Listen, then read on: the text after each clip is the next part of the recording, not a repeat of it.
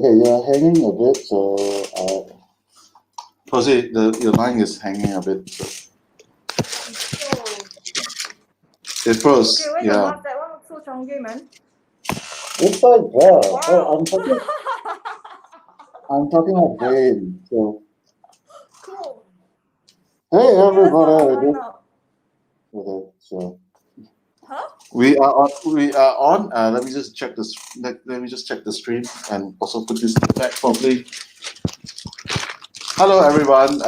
I'm sorry. I'm not wearing a mask. Can't hear myself anyway. Okay, I took off my mask too. We can hear you. Your mask is what? No. My. So hi. This is. Let me. Sorry, this thing is not working. Okay. Hi. Okay, we are live. Hi, this is Daniel. I'm here today with the one and only wonderful Poesy Liang. Hi. Like Poesy and I don't really know each other. We do know each other, but we haven't. Our path been on and off for quite a while. I think I first know her as an artist, and then someone who actually has been contributing a lot in the charity that to help communities and stuff like that. And she has frozen actually, so I don't. But today is actually quite an amazing day because Posey, we are going to talk about how Posey's journey and also as an artist, how you can actually like how she's adapting and surviving during COVID and launching her new projects and stuff like that. So, Posey, welcome on the show. Okay, the line is bad. I think you have to. The connection seems very choppy. Yeah? Am I breaking up? So anyway, you said a whole bunch of things I didn't hear. So I'm just gonna tembak, right? You said to speak about as an artist how I've been surviving COVID-19. So my regular year, I travel to 3 different continents each year. So I travel March, June, July, December to Hong Kong, Switzerland, Europe, and USA usually twice. So this COVID-19 has been a great rest for me because I don't need to travel. And I also don't need to spend all those money traveling to all these different cities in the world. And so I finally managed to pick up all the things I want to do, including gardening. So in terms of surviving, as an artist, I'm always poor. So it doesn't make a difference. Okay, let's go back. Let's go back a bit. Like how do you end up started off as an artist and like do you know something? This is something that you wanted to do for a while. Okay, an artist. This is what's regularly the case if you meet an artist. So I've been practicing art since I was a child, a very young child, and I've been I love art since I was a baby. So my parents already immersed me in a lot of art exposure and different classes. I had a lot of seafoods. So anyway, growing up, they thought they were going to like groom a princess, right? Somebody who's very artistic and yet successful in other fields. But then, with quite a rocky journey because I've had like health problems and all that stuff. Art is actually a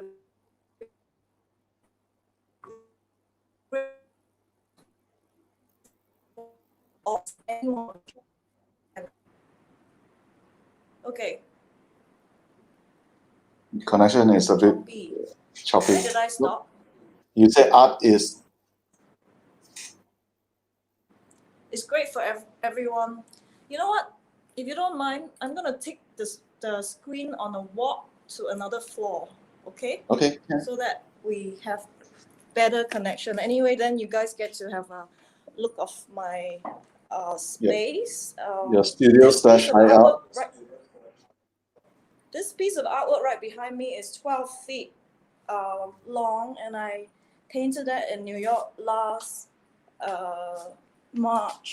May. So there it is. It's Harry Potter, and that's like the Credit Suisse Tower in Madison Square. So the internet hub is actually upstairs. So let's go upstairs. Take your time. Take a walk. Yeah, my space. All the artwork on the wall. We go upstairs, okay? Very industrial. We're gonna go into the lift. So we might get disconnected if we are in the lift, but it's okay. We can reconnect back later. It's just one floor. I don't think we'll get disconnected. Door closing. Elevator is going up. Yeah. So we're gonna go closer to the Wi-Fi hub so that I really start. Are many people with us?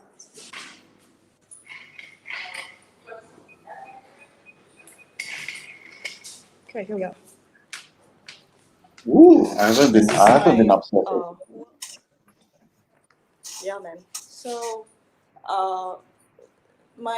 this is my industrial embroidery machine.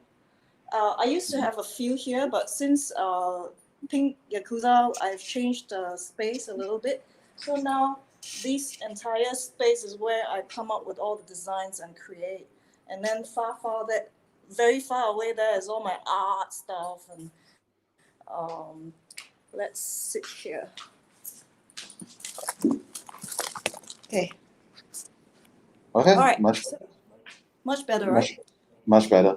Okay. Yeah. Thank you for the tour, and thank you for everyone who is actually watching live. Hi.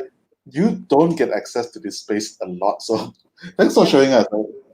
Yeah. Like she only showed the downstairs, so she never showed upstairs one. Yeah. Upstairs, I mean, you don't show people where you work.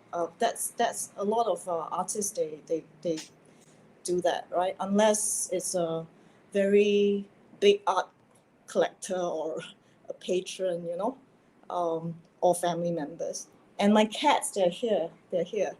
So I was saying, as an artist, so I started art since I was a kid lah. Then when I was ill, I used art for therapy, to heal. I actually use art to heal. And it became a way of life. I mean, it's always been a way of life. It's like, I feel like now with the pandemic, a lot of people might be out of sorts or having a time where they need to figure stuff out, and they might not be enjoying the pandemic so much. It's a good idea to tap into your creative self. Yeah, it's for everyone. The art part is for everyone. And I felt like it just happened by accident because like I went nuts and I did the Helping Angels, right? That's how you knew me.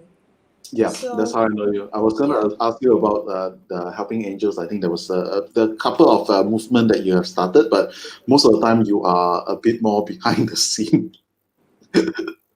I thought I was quite in your face, really. But Helping Angels was basically a volunteer movement based on random kindness. And because I was already traveling globally, I thought of bringing this along with me. And I've always wanted to, social good is at the core of all my messages. And so I saw a lot of things that needed to be reinvented. So I came up with 4 rules: no fundraising, no commerce, no religion, no politics, to do good, right? You don't need to have handouts in order to do good. I feel like, okay, let's test this thing out. Can we do it, And then there are so many people who want to do good. Then they always think that, let me get rich first before I do good. I said, no, you don't have to get rich first before you do good. If you're able to even do a random act for another person, that actually makes you richer, right? So I tested that theory out, and it turned into a movement. I didn't expect. I wasn't starting a movement. I was just doing a social experiment as an artist would. So, Mhm. so as the Helping Angel is actually a piece of artwork, and it's 13 years old now. Okay. Yeah. I And did not know you classify it as a piece of artwork. That's interesting. yes, it's this piece of artwork, and it's not finished yet. We need to document everything in the book, and I've procrastinated for a good 10 years about that. But Christina, she's gonna do the book because we waited too long for me. So yeah, so I started Helping Angels and it was so crazy, right? Then why was I talking about this? Sorry. No, we're going back. We're going back to figure out a bit on how you started actually. So, Helping Angels. I think you started a couple. You started a couple of movement. Helping Angels is one of them. Was it the ball? I can't remember. Ball empathy movement. Yeah, so Ball that one I empathy. went nuts and I shaved my head bald at the Cannes Film Festival, right? So actually Helping Angels is the mother movement, and then all the others are under Helping Angels, because Helping Angels basically covers compassion, kindness, and empathy. And all the others, Bald empathy is empathy, Green Humanity was about being kind to Mother Earth, and I don't even remember, man, all the little movements. And now I'm on other people's movements. I really enjoy your entrepreneur and startup group, because here we are like helping younger people figure their way out and find their sustainability stuff. So I am into sustainability. And as an artist, I'm into sustainability of the art community. So, and therefore, I need to build myself up in order to help the younger people. So, So, so want to check, like, in terms of people who are not so familiar with the art world, and how does artists make a living actually? Like, sell I, paintings lah. and usually, how do you sell paintings? Like, how do you actually get noticed and so on? Oh man. Oh my God. Selling paintings is all about fate, man. It's not. It's you can't just rock up and tell people to buy your paintings, because it's like if you were chosen to walk this path, then there is a certain journey that it can be magical. Mhm. It will be excruciating, because like my journey as an artist has been very, very difficult, as all other artists would profess, yeah, because there will be years before you sell anything that pays bills. So and you must so I would say artists are great people for startups. Mhm. They're very highly resilient for startups, because they are, after all, selling something nobody needs or understand, and they are damn stubborn at working at it. And yeah, uh, the conventional way of an artist to pay bills would be to sell their paintings or their sculptures or their music or their film, Mhm. or performance art tickets. Um, yeah, if you're a chef, you're also an artist. So there, yeah. So basically, you sell your thing, right? But as a social artist, a social movement artist, I don't sell shit, right? So but I have paintings to sell. So what happened was, a lot of my social movements that went around the world, I'm often broke when I'm traveling outside, and I won't normally have money for food. I'll just paint by the sidewalks. In my early days, I would paint by the sidewalks. I started in painting on the sidewalks in Paris. Mhm. Yeah, and selling it on social media. Social media is a great, great thing for artists. It has totally disrupted the industry, and now artists are able to self-publish, and they do not need to rely on gatekeepers, uh, galleries. So people can now spectate an artist directly and connect with the artist directly, and it becomes a more meaningful connection. So I feel this is a wonderful era to be alive as an artist because we are witnessing so many things, including the pandemic. So yeah, I just rambled. Sorry. No, that's actually quite insightful because a lot of times that people do have this romantic notion of being an artist and getting like it's really a hard it's really a hard career path to be in and actually one of the one of the things that like being Yakuza is basically one of the products that you have started and so on and congratulations, today is the launch, right? Thank you. Thank you. Yeah. Oh, So how did like so you created a few things like I know Harry Potter is not, you did not create Harry Potter, but you created the character of Harry Potter, his brand. Yeah. his brand. Yeah. I think there's a Harry Potter book that you guys had This is Harry that Potter. yeah, that's Harry Potter. So this is inspired by your cat, Harry Potter. Yes. So Harry Potter is a different brand. Pink Yakuza is a different brand. So Harry Potter was a cat who showed up just before I was about to commit suicide in 2012, and he's stupid lah. Most cats are smart and stupid at the same time. So he would do all sorts of really funny things and then kept me alive. I didn't kill myself, and and over time, and it was very weird because I paint the rooftop cats, and he looked exactly like my rooftop cats. And then over time, the rooftop cats actually turned into Harry Potter. And Harry Potter has got a book, a song. He has this range of caps. This is popular. He's got some geek wear. I love geeks, so I created geek wear like hoodies and stuff. He has another book coming up next year. That's gonna be bigger than Pin Yakuza. Yeah, so I basically the last few years, right? He's been paying my bills, man. This cat. he's just been paying my bills because everything I created around him like can sell, and I don't know. Even non-cat lovers don't mind him because he's so young soy, right? Look at this guy. Yeah.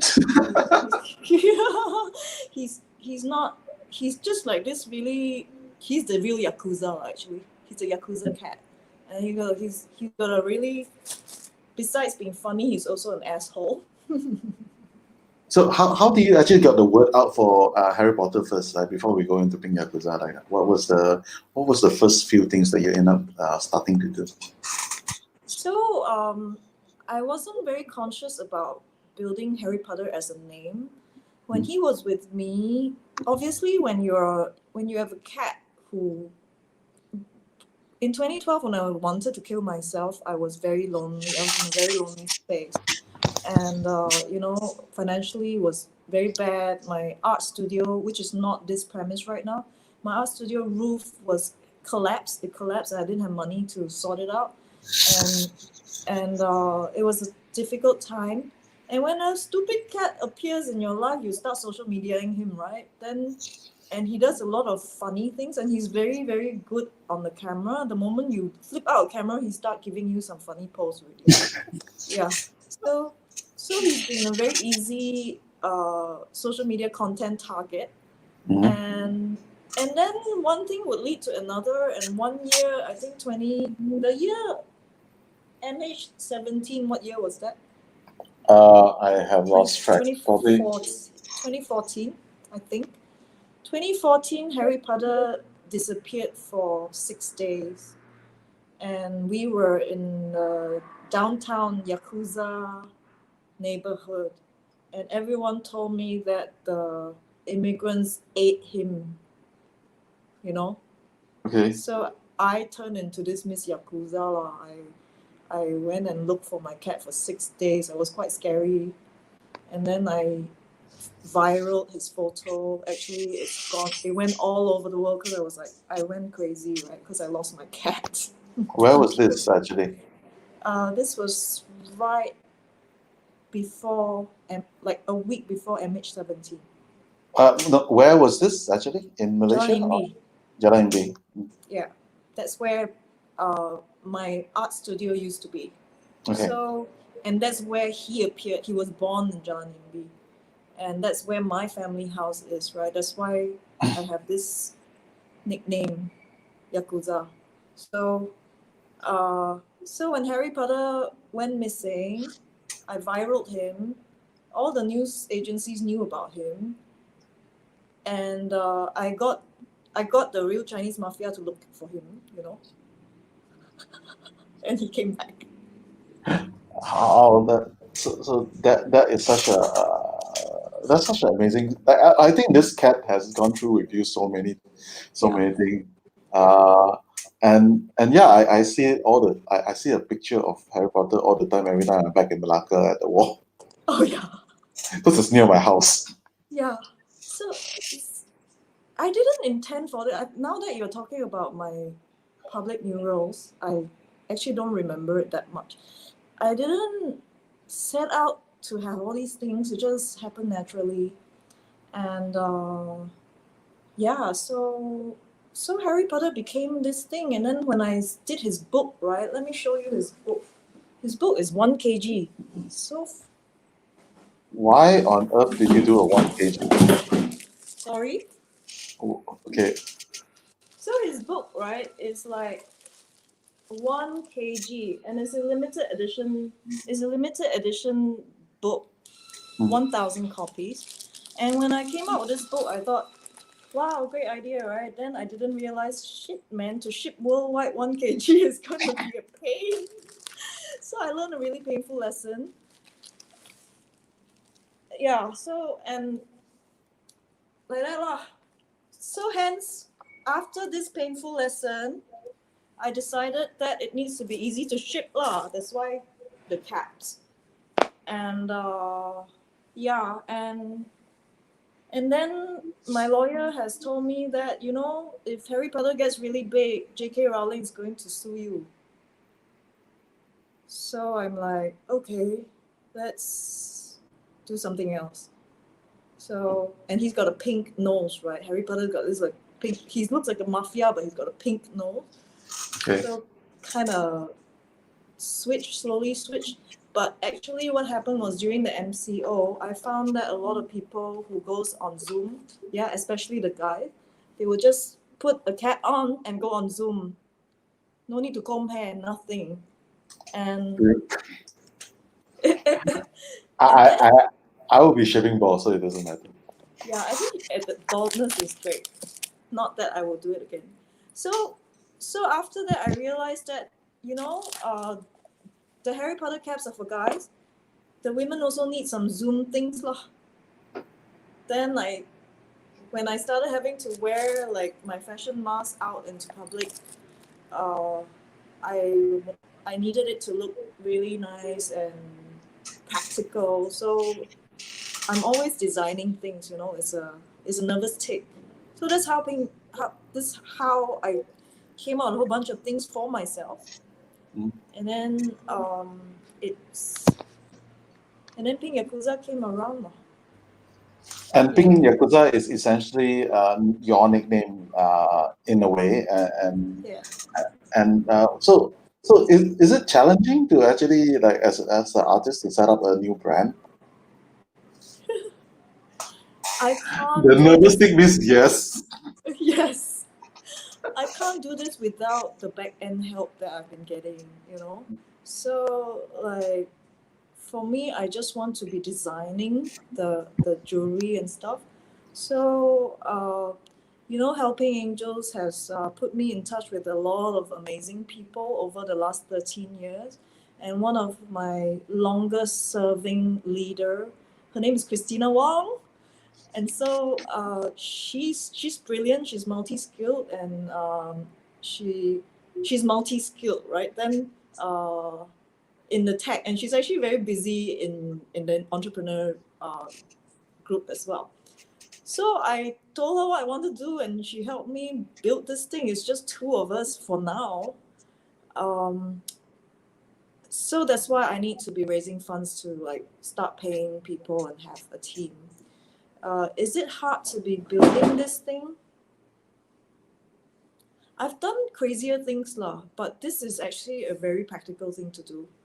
And I wouldn't see this as a great challenge. I see this as a necessity because the end goal is greater, right? I have this calling to like, hey, you know, a lot of people lost their jobs. And then the way we shop nowadays has changed as well. So to respond to the current times Mhm. is an exciting challenge. So it's another piece of art for me, you know. But I definitely cannot do this without Christina's back end work, yeah. And she's amazing. She put everything together without even writing a line of code, and um, yeah. So yes, it's challenging. In a But long, in a yeah, very long manner. Yeah. long story short, it's challenging, but it's doable. And I would totally encourage people to chase this if they do have an idea and a dream, you know. Don't It's the best time right now, do it, you know. Anyway, what do you have to lose? You fail lah. Dare to fail greatly lah, Abraham Lincoln said. Yeah, that's a great quote to actually to live with. But I'm not going to end there. I want to ask, like, in terms of actually like, you've been involved in the tech scene on and off periphery. Like, were you always tech savvy, or that was like something that you just like to be involved with gigs and stuff like that? I'm definitely attracted to tech. I can't code, but I have loved the internet since 1999, right? So back then I had poesyliang.com, and it was a blog. And that time, the word blog didn't even exist. And I had a PHP site, and it was like 6 megabytes. It was huge, and there were lots of content. I wrote content for it every day. Megabyte. Back then, megabyte is huge. Yeah, because I actually don't understand that, yeah. But when I had to transfer a lot of my websites, the people who are doing it for me tells me poesy is too heavy. I don't even understand that, yeah. But I love tech. I'm quite ahead in social media too. I started early, and also around me, I love geeks. So a lot of my friends are geeks. I'm also actually a geek. So and then now I find that nothing is impossible now with tech. Can I explain? Huh? So Can I nothing is explain? impossible. You'll be like, I want to build this and then make it do like that and then do like that, and then the person I'm talking to will be like, okay, let me see how I can code this. Done. I'm like, oh my god, wow, magic, yeah. So nothing is impossible. And then like I was like, okay, I want to make sure that my artwork down the line will not be counterfeited, right? Artificial and all that stuff. How do I protect my art and provenance and blah blah blah? And then blockchain popped up. Then I'm like, hey, I could use blockchain. So, and I get the ideas, I get the concept. I hang out with enough people to understand how things work, and as long as I understand how things work, I can just dream up the function and talk to the correct person, and someone will build it for me, right? And usually I would do this quite early on, hence there are a lot of people who are willing to jump on board with me because like, okay, sounds like something crazy no one's done, let's do it, right? So yeah, what else do I do with tech? We tried to build a game last year, and that one wasn't funded, so we all like kind of like was very discouraged, folded that. But that game has come up with some byproducts, which, you know how every time you start a project and it fails, you just shelve it, but the failure will have a new life later, right? So whatever we build, all our byproducts is still, there are new plans for it. And after Pink Yakuza becomes steady, I will actually be more able to fund the project out of my own pocket, right? So because games, I mean, a lot of my projects are not profitable. Yeah, it's not for profit. It's a social movement. It's a social message. But Pink Yakuza is for profit. And how do you differentiate that yourself, like in terms of like, because a lot of the social movement also requires some form of money or time or effort or stuff like that. So it's a lot of volunteer work, Yeah. and how would you separate, like divide your time? Actually, that's what I I'm can trying to answer that. So in early 2000, I believe Bill and Melinda Gates formed the Bill and Melinda Gates Foundation, and they invited Warren Buffett to come on, and then they gave away half their wealth to help the world, right? And I was very, very inspired by that, and I'd be like, okay, so this is how it's supposed to be done. You become abundant, and then you take out a portion of your wealth to do good for the world. So this has always been my entrepreneurial mind. So for me, it's like I don't want to start a charity or an NGO and ask people to fund it in order to do good. I want to be able to be successful in the business world, and then portion it out, right, to fund. So I equate time to money. So time is often more expensive than money. So in the early days when I was very, very, very poor and I was traveling the world, if I was in a city for 5 days, one day will be for helping angels. So I spend the time as money. So one day of effort to do community work is my philanthropy.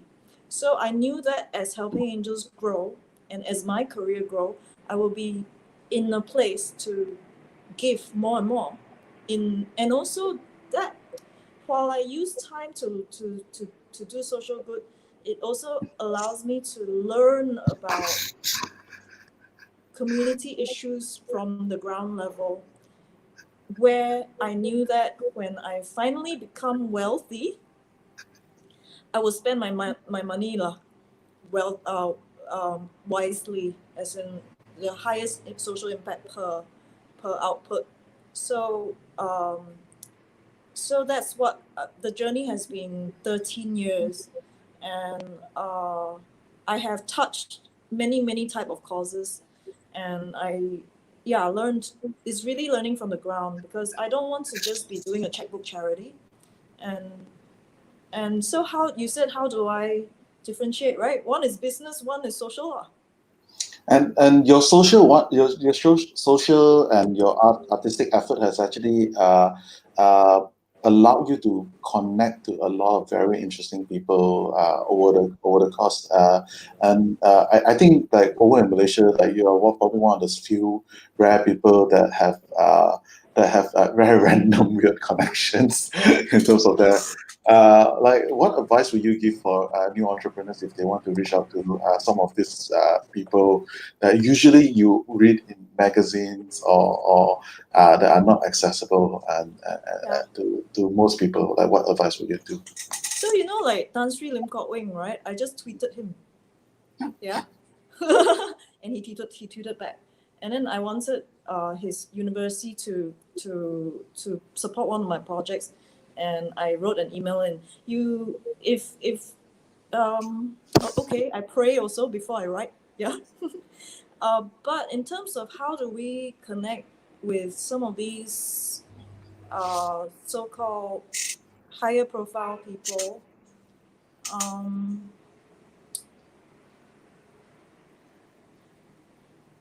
I really don't know. Can you rephrase that question? It's essentially maybe we'll go to the next question in terms of that. Like you did talk about your your illness, and I think you've been quite public about that, and also your attempted suicide, and I really appreciate you to share that.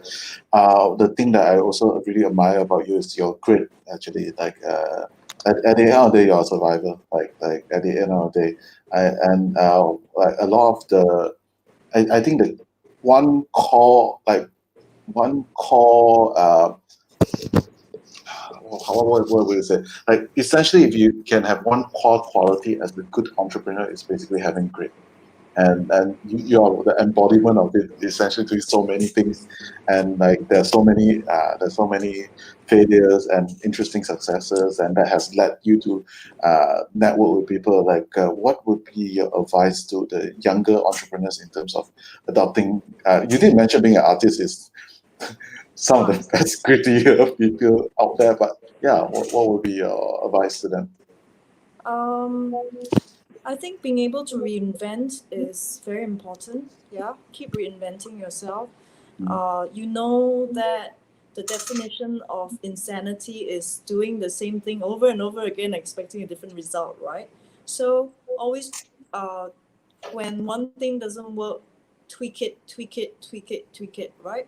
And if you talk to 100 people and they all reject you, the 101, the next one might listen.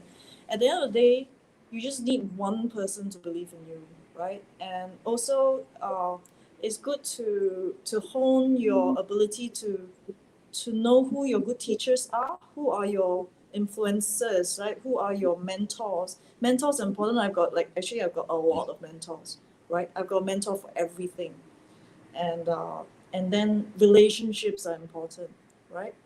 Relationships are more important than money. Uh, Time is more important than money. So I've always given the time of day to any random person.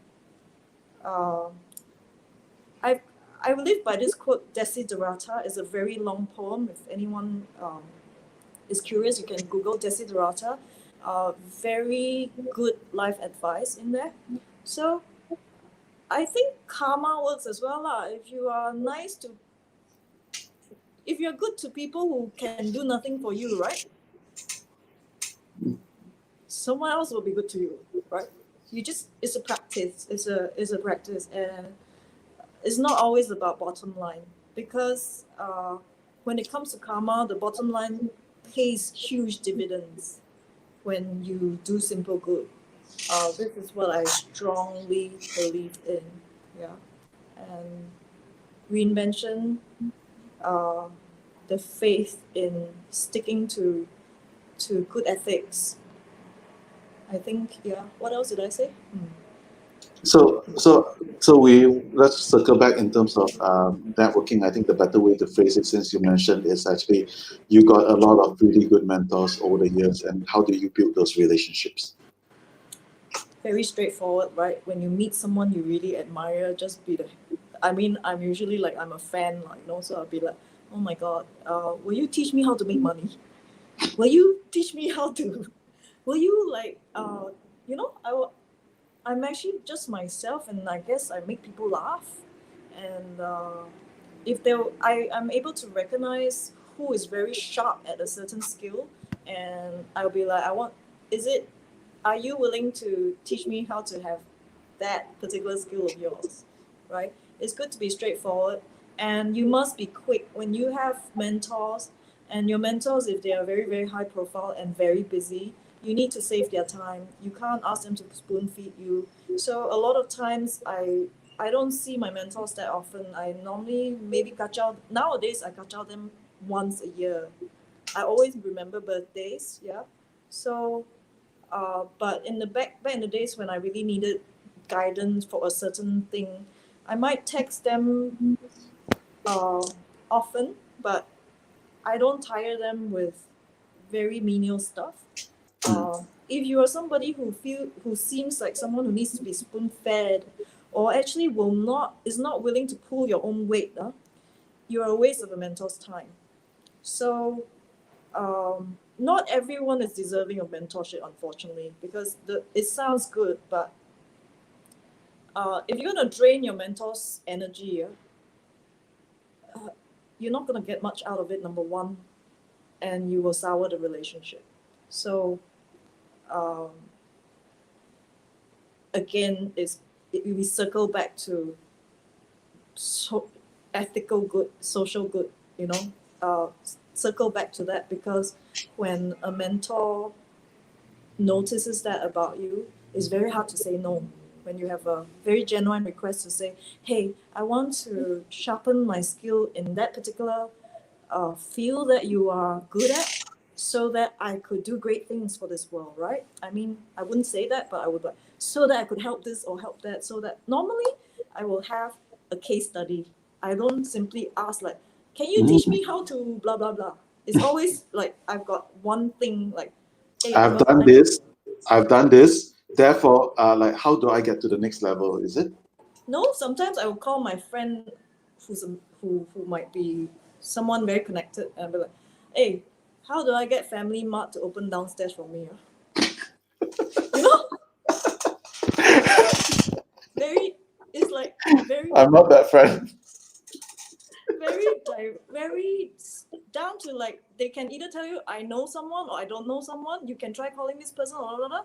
So it's down to like, it's just a conversation, right? You don't give them like a law essay to write. You ask them very easy to, you learn a lot like that, right? So simple yes and no. I want to say that is so underrated. Like Yes. you don't have to tell your grandmother story to No need. whoever. Yeah, Cut like that crap, man. Got no time. We're all busy, right? I So- totally empathize with that. I wish more people would do that instead of writing a damn love story. That's why I'm so impatient. I'm like Miss Yakuza, right? So when I deal with my mentors, I must be very prompt and like so I'll be like, how do I talk to, it's always there is a direct call to action when I ask this type of questions, right? So like, I had a mentor in Switzerland, and I was doing an art exhibition in Marina Bay Sands in 2018, and then I got like really critical reviews, and some people hated my work, and then they came and complained about me and blah blah blah blah blah, and then created a huge ruckus. Then I called my mentor, this is what happened, what should I do? Then he's like, well, piss them off even more, write a press release and clarify your stand. I was like, oh, okay, that's a good idea. So simple, right? So I could have thought of that, but I needed somebody big to tell me this is what you should do, right? So just like Pink Yakuza's press release 2 weeks ago, I actually lost track. I wrote a very sterile press release, and I sent it to a mentor who's an award-winning agency, head of an award-winning agency. In fact, he's interviewing me tomorrow. So I sent it to him, hoping that he would take the PR and release it out of his own agency, but no, he's like, my God, your PR is so boring. I'm like, oh? Then he's like, why didn't you do this? Why didn't you do that? Put your photo on. Why don't you write like that? So within half a day, it transformed my entire press release. I mean, people who gives you very, very sound advice like that are mentors, whatever it is, right? So it's definitely good to know people who are good at what they do. And it's always good to credit them. It's always good to be grateful.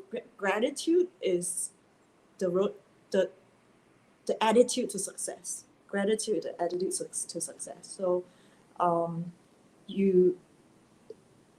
So I'm not successful yet, but I'm very grateful.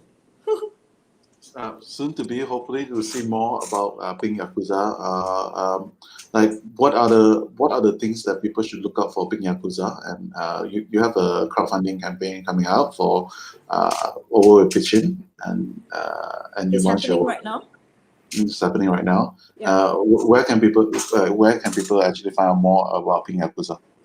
So pingyakuza.com just went online just now at 11 a.m. 19 minutes, because today is November 19, right? So we launched it at 11 o'clock 19 minutes, and it just came online. The shop is very simple because we built this without funding. And the pitch in crowdfunding is a Kickstarter, so anybody who supports that will have a reward, and all these rewards are below market value. So it's a really good time now. It will end on the 11th of December. So I'm trying to raise the preliminary first 6 months to globalize, to get it global, to scale up. And so from now till April, we are chasing Christmas sales, chasing Valentine's, right? And then also to sort out all the teething problems, shipping worldwide, and currencies and payment gateways and all that stuff. And then hopefully the pitch in crowdfunding will give us uh, enough funding to pay all the hard workers, and um, and then in 2021 April, I will be doing an equity fundraising round to scale globally. So for the next 6 months, it's going to be quite daunting. I mean, it's been daunting. So see, all these caps are Harry Potter reiterated, and this one has got 13. They're all limited edition, only available for this crowdfunding campaign, and it's below market price, because if you went to Harry Potter's Etsy shop, it's currently selling at higher the price. Everything here is below market price. And as an artist, I'm not supposed to sell anything below market price, but this Kickstarter allows me to do it. It's really refreshing for me, because as an artist, you will basically kill your own market if you sell anything below. But everything I'm offering in here are exclusive for this crowdfunding. And yeah, that's Harry Potter. Look at him, he's so funny. So that's my boss, man. That's the chairman of the board. So yeah, for those who want to actually support everything, you can find. We'll share the link over in the comment, but everything should be over at pingyakuza.com. So that's the place to go. Poesy, really appreciate you spending some time with us today and sharing any final advice for artists, up and coming artists / entrepreneur and stuff, that people that are going to take this journey that you have taken. There are not that many artists who are entrepreneurs, and I don't think I'm in any position to give advice, but parting words would be like, I don't know lah. My main objective is really to practice, to spread the social good, right? So I feel that whenever I have an objective that's far greater than myself, not just for profit seeking, it's profitable. It ends up being profitable. So I would be heartened to know if anyone's hearing this can adopt this philosophy, test it out over years. It doesn't happen overnight. Patience, work at it. As long as you're inching forward every day, you're going somewhere, right? So yeah, 加油. Everyone, we're all in it together. Yeah, this is some. So if you are looking forward to see, this is Ping Yakuza. So they just launched, and Poesy, all the best. Really looking forward to see more of your stuff. Thank And you. again, your story is always inspiring in terms of what you've been through. I wish a lot more entrepreneurs would be able to learn from the grit that you have going through. You have my utmost respect for that. I'm like Jekyll and Hyde, right? Suddenly I'm like, I'm crazy. I'm a crazy artist. But yeah, I have stories. Feel free to, I mean, I don't know. And I will share. as much as I can when the opportunity arises. Oh, Thank no, you for this. actually, there's a lot more to share, but fortunately, thanks a lot for coming. Thank you for this platform, Daniel. My I'm so pleasure. sad we're not talking about food today, though. You want, we can go and record that one. I like my food. Okay, we have to reschedule another one. So Sure. what Poesy is talking about, I have a hidden side project that outside of, I'm not the entrepreneurship guy actually, but yeah, I'll be sharing that when I launch it. Yeah, so All right. thanks a lot, Poesy. See you. All the best. All Bye. right. Thank you. Bye-bye. Thanks everyone for listening. Bye. Cool. Thank you.